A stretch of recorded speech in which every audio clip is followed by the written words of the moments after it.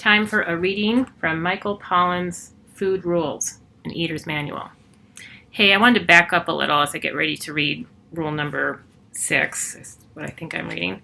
And I want to talk about, in general, why the simplicity of what Michael Pollan's talking about in this book, which he originally wrote in 2009, and he's not a scientist, he's a scientific journalist. He likes to research in the field of all kinds of sciences, though he has a lot of interest in nutrition, is the following. And I've been saying this forever as a nutritionist.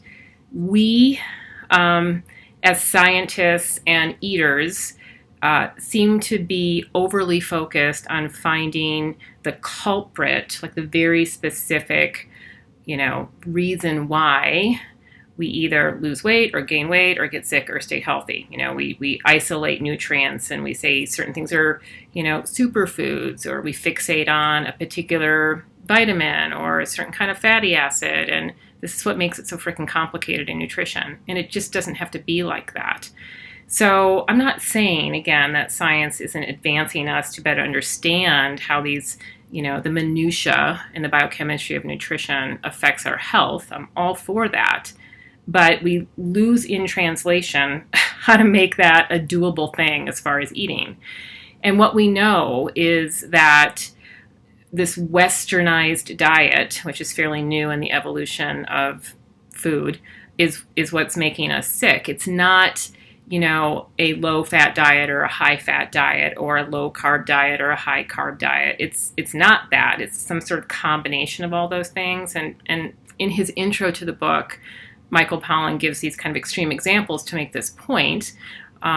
Like certain Inuit tribes in Greenland have a very high-fat diet, whereas some South American cultures have a diet that's high in carbohydrates, living on beans and maize.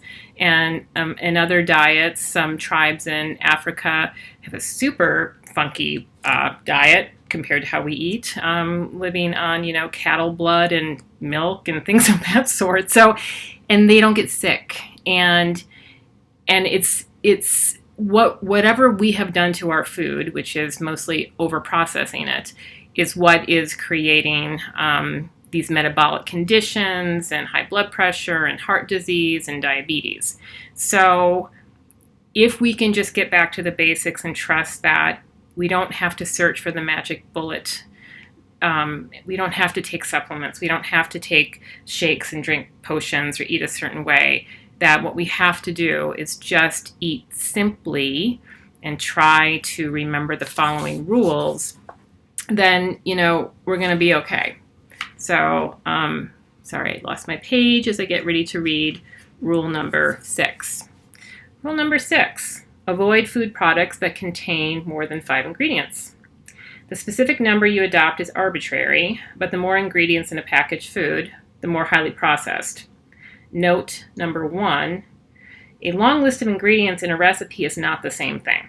Okay, we're talking about an ingredient list in a food, like a packaged food. Note number 2, now some products boast, deceptively, about their short ingredients list. Like Haagen-Dazs has a line of ice cream called 5. Great, but it's still ice cream. Same goes for the 3-ingredient Tostitos corn chips advertised by Frito-Lay. Okay, but they're still corn chips. In such cases, apply Rule 79, which we'll get there eventually, that deals with treats and special occasion foods. Keep it simple. Keep it simple.